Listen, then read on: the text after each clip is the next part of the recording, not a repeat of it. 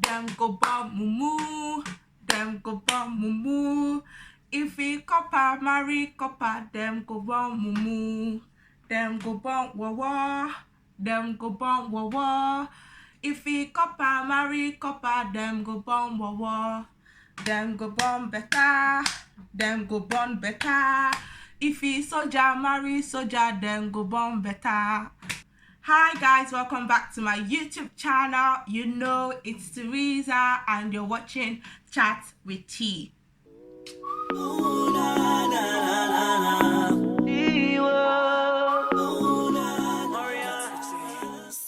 It has been more than a year since I finished camp, and I went to camp with the idea that I'm going to do a YouTube video about camp. And it has taken me a whole year and then some to finally film this video. I went to camp in Abuja, and I feel like most people hear that she would almost disregard this video because a lot of people say Lagos and the Abuja experience of camp is very different. I wouldn't know. That's what people say, and I'm just going to talk about my camp experience, so enjoy. I woke up in Port Harcourt. I was packed, I was ready, I was excited. I had watched all the YouTube videos. You know, I've gotten my two white shirts like this. Well, not like this, but bless me, I'd gotten 2 white shirts, you know, those BIC shirts. I just went to get 2 of them. I've gotten 2 shorts, my white canvas, everything. I was prepped. I was like, I'm going to be an Abuja babe, let's go. I had braided my hair, I was shining, I was glistening. I was like, I went to a boarding school, secondary school, like camp is not that bad. I'm going to clear this thing. I was determined to do the 2 weeks. I was actually not like going to ask for, I've forgotten what they asked for. Yeah, I wasn't going to ask for leave or anything. I was going to do the 3 weeks, not 2 weeks. I was going to do the entire 3 weeks. I was ready. I was excited. Got on my flights. In my head, I'm like, when I land in Abuja, I'm sure there'll be other people, like other coppers from Port Harcourt going to Abuja. So we're going to take a taxi together, reduce cost. And I did find somebody, and we did go together to Abuja camp. And I'm so happy, I'm so excited. We're asking the driver to give us a little tour. Oh my lord. As if we were really seeing anything, you know, hearing what the driver was saying. Or just pointing like, this is this is this place, this is this place, this is Central Mosque. And we journeyed from the airport to Kubwa. Immediately, like, you wouldn't, the change is so surreal. You would know that you're getting into camp. There were people on the road. They were hawking buckets, pillowcase. I say pillowcase. They were hawking buckets, pillows, potty buckets. I just became so overwhelmed. I was like, oh my god, oh my god, oh my god. I bought maca. Yes, I think I bought maca from the hawkers. I bought bucket too, because the girl that was like in the car with me, she also bought bucket. I bought bucket. I bought a pillow. Yes, I bought so like these are things I didn't travel with. I think some people came with their buckets. People that live in Abuja came with their buckets, they came with their pillows. But I was not going to be carrying buckets on flights from Port Harcourt to Abuja. Most of the things you need for camp, to be very honest, if you're an average person, like, you know, size wise, you would find them in camp. Almost everything that you need to survive in camp is found in camp. Camps have this place called Mami Market, and you can find basically everything there. So don't worry if you don't have canvas, like white canvas, you can't find. Most likely you would find in Mami Market if you're, you know, maybe like a reasonable size, like if you're not freakishly long leg or freakishly little leg. I don't know, but you find something. There are even like malams around that can help you. Let's say if your shoe is bigger, to pad it for you. So if you have a small leg, then you just get the smallest size and go to them and they'll pad for you, and you have your canvas. So anyways, I was like, oh my God, how are the soldiers going to be? How is everything just going to happen? Protect my phone. Where's my power bank? Everybody came with waist bags. So I had a waist bag. So you just keep your phone, power bank, like things you want on you 247, your cash, wallet, everything you keep in the waist bag, and you can wear the waist bag at all times in camp. So I was like, oh my God, a lot of things are happening. Soldiers were seated in front of the gate. They asked for call-up letter, all this junk that you would have already had. They asked for it just to verify that you were actually posted to Abuja, and then they let us through the gate. So got to the gate, and we're already forming lines. Like, it's a lot of people. We're like 4,000 people in a place. I cannot even imagine a place hosting 4,000 people. Like, mind blowing. 4,000 people that will sleep, cater for them, everything. Like, wow, packed. We are packed. So they searched us. I think you can't bring an extension. They will seize that from you. You can't bring laptops, iPads. Like, you can just bring your phone charger, power bank, but almost every other thing they were taking. You could I don't know why you bring an iron to camp, but don't bring an iron to camp. In Mami Market, you find people that will iron, you find people that would wash. So, like, all those things. You can bring a washing soap, obviously, bring all that. So I got searched, and then I got released to go under an umbrella, and basically the woman was giving a mini orientation. Okay, what to do now, what not to do, like what to do like immediately after that talk. And I literally came at the last minute, and all I heard her say was, the number they gave you at the gate is the last number is your platoon number. Like, so my number was like 1198. So I was like, oh, okay, I'm in platoon 8. That's what I thought. I was wrong, because I didn't listen to everything that she said. I was very wrong. Anyways, they dismissed us from there, and soldiers took over. They separated us, hardware, software, hardware guys, software girls. We are matching. See, when you come to camp, come with your passport. I didn't use a lot of passport. I think 16 is okay. So people say 16 with white background, 16 with red background. Don't listen. You can do 16 with white background, and that's it. I went to follow one cameraman that was telling me I need 16 with red background, and I wasted my money, because I never, till today, I just have 1,000 and so passports of myself. I'm like, what is this? So some information, like, until, and it's never too late. So they'll tell you, oh, if you don't do it now, then you can't do it again. Lies. Like, if it's a vendor, like, trying to sell you something, lies. But if it's like an official saying, if you don't do it now, you might not be able to do it again, clearly you should listen to them. So anyways, they separated us, and then I went to take my passport. I was so scared because I was leaving the line, but the soldiers were not going to kill us, but I was scared. Anyways, I left the line, took the passports, came back, and then they started talking to us. The soldiers started talking to us, told us to stand at attention, stand at ease, all that. And then they started singing song for us to, like, follow. The song goes like this. Great change since I come Kubwa. Great change since I come Kubwa. Great change since I come Kubwa. There is great change since I come Kubwa.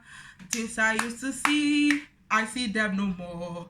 Things I used to eat, I eat them no more. Things I used to drink, I drink them no more. There is great change since I come Kubwa. So we are basically like singing that, chanting that, doing a lot of things. And then they said that we should follow a soldier. We follow a boy. I don't know who we're following, but I was kind of like at the middle of the line, and we're a lot. So you can imagine, let's say batches of 50 or batches of 100. They will separate you, hardware, software, and then afterwards somebody else would lead the girls to the girls hostel and lead the boys to the boys hostel. So that's what they were doing basically. So they'll search you down the umbrella to listen to the woman give the mini orientation. Soldier will take over, somebody else will take you to the hostel. So we are dragging. If your box is too heavy, there'll be people around with wheelbarrows. Just trust them, throw your bag in there and follow them. It's like 15 naira, and then you're not stressing like me. I was like, I shall protect my bag. They didn't steal any of my things in camp, like maybe because it was Abuja camp and it was my hostel, but they didn't steal any of my things. All my things were protected. Anyways, they took us to the hostel and everybody's fighting for locker, fighting for this. Don't bother. I wanted to change rooms. Can you imagine? My room was amazing, but at first I wanted to change rooms because I didn't have locker, and I thought I really needed a locker, but you don't. Just put your everybody will just put in their box under their bed, and then in the morning bring out your box again, do your things, put them in your box, because at the end of the day that's what you do, because you're locking your box, you're trying to protect your things and all that. So I was down bunk. The mattress was this. This was the mattress. Some people were lucky, they were in front of the line and there was like extra mattress, so they doubled it. But you can imagine two of this and you're thinking, yes, I made it, I've doubled my mattress. You've doubled your mattress. So yeah, but I didn't have any back pain. And when I told my roommates, they were like, because you're fat. But afterwards, I was like, oh, it's because I put my box under my bed. So you can imagine, like, this is the mattress. And imagine, like, this is the mattress. This is the iron thingy. And for a lot of people, they were just sinking in and, like, you know, no support. So your back just feels like it's on air. You're just suspended. But if you put your box under it, then I'm lying on my box essentially. So great tip, bring a box small enough that it will fit under your, what do they call it, your bed, and then lie on it. So down bunk greater than up bunk, with this my analogy, if it wasn't really my fat that was just, you know, cushioning me, because I slept amazing. Another thing that will make you sleep really good is this mosquito repellent. You should get it, and always remember to rub it, because you will regret, because mosquito would definitely feast on you, definitely. So we got to the hostel. I'm already sweating, I'm already tired, because we walked under sun from the beginning of the camp, and my hostel was the last hostel, so it was a big walk. I drank the water I had from my flight. I was exhausted, but everybody started leaving the hostel, and I was like, and then my bunkmate too was leaving, so I'm just like, okay, I'll follow my bunkmate. That's nice. We went out, she bought pure water. I'm like, okay, I'll buy pure water. I bought pure water too, drank, and we're just walking, and then we see people gathered in a hall, and we're like, okay, let's go into the hall.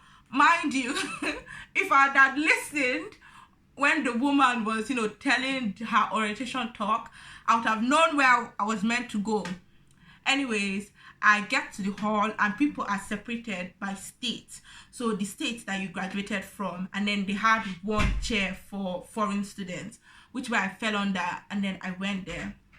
And the women just asked for all the documents that, you know, even documents that I needed to get other documents, which doesn't make sense, because if I needed this document to get this document, you don't need to see the previous one, just see, you know, the last stage.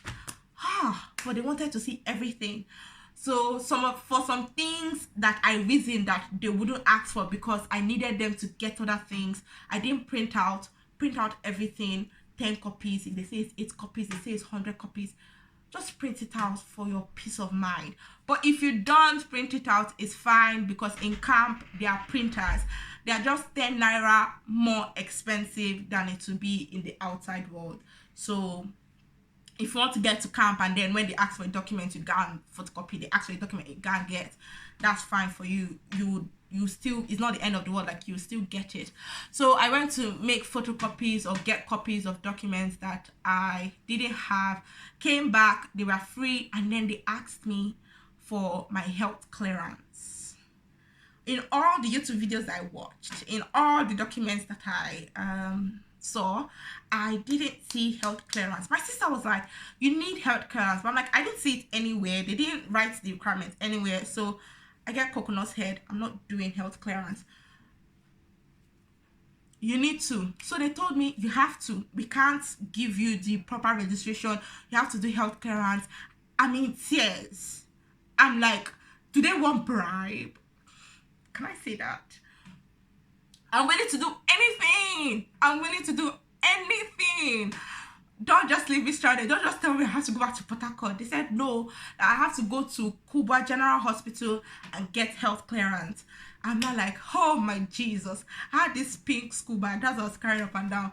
So my pink school bag that my pink school bag that is basically drooping, I'm just like walking and I feel like a child and I'm crying. A soldier saw me and they said, Biggie, that will be your name. If you're fat and you're entering camp, that's your name. They say, Biggie, turn. Most likely they're talking to you. Biggie, why are you crying? I said, I need health clearance. He said, okay, come. He called Okada for me. I had not entered Okada in, I didn't remember the last time. Maybe when I was young in the village, I entered Okada with my sister. I don't know, but I was scared. I was scared. He spoke outside to the Okada man to take me to Kubwa General Hospital. So I don't know where Kubwa General Hospital is. I'm entering Okada. Basically, I feel like they're going to kidnap me. I'm dead. It's over for me. And I'm like, oh, I'll use my phone. I'll use Google Maps. I'm like, I will use Google Maps as I'm on the Okada to see if the Okada is taking me to the right place. It's a smart idea, but it's dumb if this was your first time in years entering Okada. Because I'm trying to hold on to their life. I'm trying to hold my phone. Oh, my phone should not fall. Oh my God, oh my God. So at the end of the day, I just dropped my phone inside my bag, held the Okada man, and I didn't know if I was meant to hold him because he was outside, so I figured he'd be Muslims. I'm like, am I doing something wrong? And other Okada people, you know, when you're paranoid, you're seeing a lot of things happening. Other Okada people are like telling him something in Hausa, and I'm like, what are they saying? Are they saying that I'm not seated well? Am I too fat for the Okada? Am I going to fall down? Is it going to just doom? Like, a lot of things were going through my mind. And then I don't know if everybody heard those stories of if you put your leg in the wrong place on the Okada to burn your leg off. That is going through my mind. My leg is going to burn off. Hope I'm not, like, you know, on the exhaust or whatever it's called.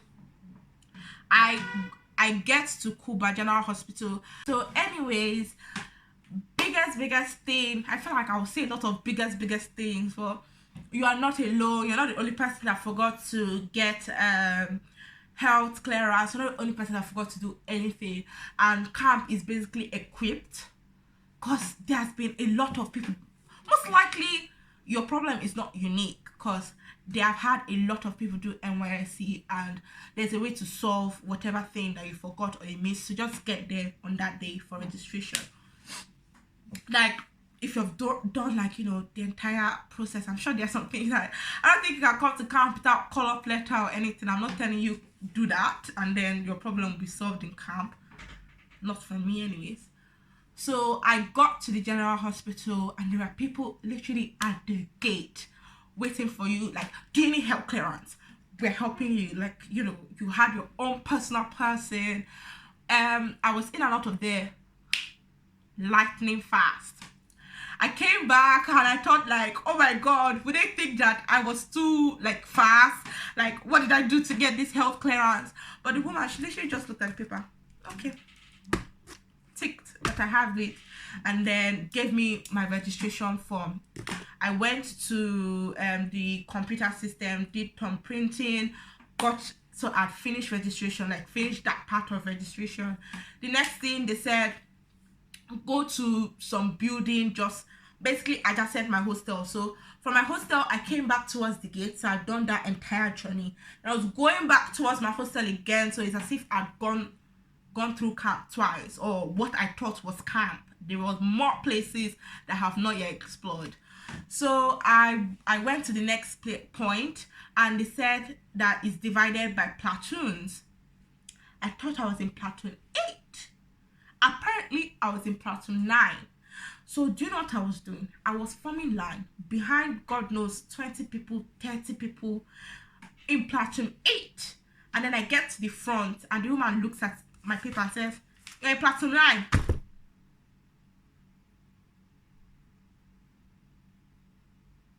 Okay. You mean to tell me I'll go and form another line? It's my fault." I carried my L, went to the other line. Immediately I entered the other line. The lady in front of the line just packed her things, gingerly stood up, left. I'm like, would somebody come and replace her? What will happen? I stood in that line for what it felt like hours. At some point, soldiers entered inside with long stick. Everybody ran out. Apparently they were chasing people, and I'm like, who are they chasing? I was confused. I was overwhelmed. I was stressed. I don't know why I was stressed, but I just felt stressed. Like, oh, I'm not doing things. Like, why are they chasing people? Why are some people dressed like this? I was still wearing mufti, and some people were white and white already. And I'm like, are we meant to change? I was very glad that I did things the way I did them anyways. They helped me, because you saw they were chasing people on white, because you changed your white on white after you finished registration, and they were chasing them to parade ground, which is a misery. Every time you're going to parade ground, you're not going there to enjoy yourself. You're going there just because you have to. So I was there, waited for the woman, what felt like hours. Tip: you can just do it the next day. There are usually 2 days of registration. After you do get your registration slip, the next day you'll be the first set of people coming into camp, because camp will open. They would come to their table, and you'll be the first set because you were already in camp. You slept in camp. So just do it in the morning. Easier. I didn't know this, so I waited in that line for ages. She finally came. You have like a folder, so she'll write your name on a folder. She'll ask for documents again, the same documents I used to register. They'll ask for it again, put it in a document, then you go and perforate it, so keep it together, and then come back and submit it to her. Put down your account number, and then they'll give you your white. The NYSC gives you 2 white shirts and 2 white trousers, your khaki, everything. The only negative drawback is that they're basically giving you one size fits all. So you're definitely going to go to tailors. If you're big like me, they will add material. They'll literally open it up, add material, so that it will become your size for everything: the jacket, the khaki, the whites. There's nothing you can do. Just bring your own whites and give the whites they give you to charity. Because if you're not just, I don't know, maybe size 8, 10, 12, most likely it's not your size. If you're slim, it's not your size. If you're fat, it's not your size. If you're normal, you're good to go. You can NYSC take care of you very, very much. Cap, please buy another cap in camp. Don't be like me. Don't be cheap. Buy another cap in camp. Buy the nice fitted ones, not the. I'm sorry, should I be saying all this? But what are you gonna do? I don't think I'm going to be a politician. Some people are doing trade by barter. So if it's so pointless for you, then don't bother do trade by barter. Just go to the tailors and get, what do they call it, fixed. But there are some people that, they just need a size up, so they would go around asking who wants a smaller size. You meet those people up, you change it. If your jungle boot, which is the boot we wear with khaki, if your jungle boot is too big, go to Malam, they'll pad it for you. If it's too small, go to Malam. They have other people's jungle boots, so they would switch it for you. Most likely around the Malam, you find other people with bigger ones trying to pad, so you just get from them and then give them your smaller one. So most likely you would get a jungle boot at the end of the day. I went back to the hostel and I was fuming because I didn't know what to do. I thought, like, if it was not my size, then I wouldn't be able to wear khaki. I didn't know about tailors. I didn't know about tailors. I have sisters that have done NYSC. But I was just scared that if it's not my size, then what am I going to do? you know, what my whites, I just have to, what if one gets dirty, what am I going to do, would I have time to wash? I was panicking for no reason, because everything is in camp. There are people that wash for you in camp, so don't worry about time. They normally do 100 naira per item, except you find a cheaper person that does 50 naira per item. I think socks is also for a pair is 50 naira. For like shirt and shorts is 100 naira per item, and then ironing is also 100 naira. For khaki, I think to do your full khaki, to launder it, is 400 naira, except you have time to do your washing, because some people are doing their washing. Some people came with rope. There was at least 2 girls in so your room is in a hostel. There are 2 girls in my hostel, efficiency hostel. There are 2 girls in my hostel that had ropes, so they did ropes in the middle of the courtyard, and everybody was spreading. They were nice enough, and some people were spreading on there. So you can wash and then spread, watch your things, obviously, make sure it doesn't get missing. People wrote their names on the insides of their shirts so that you can identify your. Towards evening, I realized that, oh, I've just been in the hostel pressing phone. Let me leave, like, you know, let me leave, let me see what is outside. So I went outside, and the first thing that happened, a soldier saw me. The first thing that happened, a soldier saw me and shouted, "Biggie, what are you wearing?" I was like, I'm wearing white and white. He said, "Don't wear slippers, back to the hostel, back to the hostel." I was like, oh, okay. I ran back, got my white canvas. Don't wear slippers, wear your white at all times, and have your ID card around your neck at all times. That is the dress code. And just have minimal jewelry, because you are season jewelry. You can't have necklaces, you can't have a lot of bangles. Everything just has to be minimal like this. But your hair, people were wearing wigs to the floor. I came with something like this. I just thought like, oh, I needed to be simple. Nails, people were in camp to show. So if you want to show, you're allowed, as far as it's within the confines. So maybe you can show with really nice earring, a nice hair, but you can't show with like jewelry, this, they won't let you. It still has to be with the confines of their rules. So anyways, I went back, wore my, I think you also have to always wear your cap, your NYSC cap, even though you're wearing white and white. I don't think so. I don't know, I've forgotten. So I got everything the soldier told me to get, came back outside, and then I went towards where people were staying and realized, oh, they give food. And then I realized that, oh, they give food. So camp actually provides food. We have like a paper, I've forgotten what it's called. Meal ticket. So we had a meal ticket, and you can go and then they'll check if you've eaten. So if you want to eat camp food, is there. But also there are places in Mami market that you can buy food, and that's what most people were doing. I was eating camp food on rice days, but see, as you're eating the rice, you just hear stone. So God bless you if it's like a lot of, you know, a lot of big stone in your food, then you'll not enjoy your food. So you can just go to Mami market. Food in my market, most likely you're spending 600 naira. Anything less is not good food. Most likely you're spending 600 naira. Indomie is expensive in Mami market. I think I used to eat 2 indomies with 2 eggs, and I used to pay 600 or 500. And then there was a woman that her food was 550, fried rice and meat. And then my, what do they call it, pounded yam and vegetable.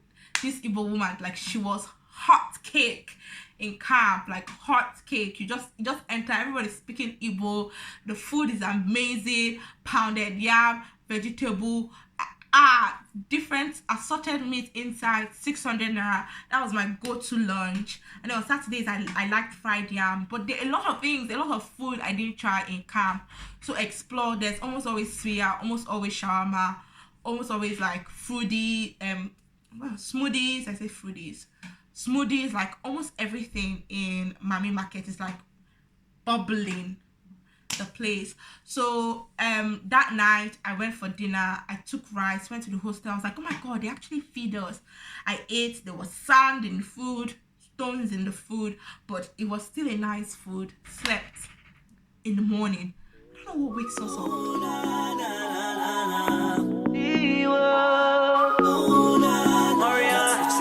Say it like you mean it.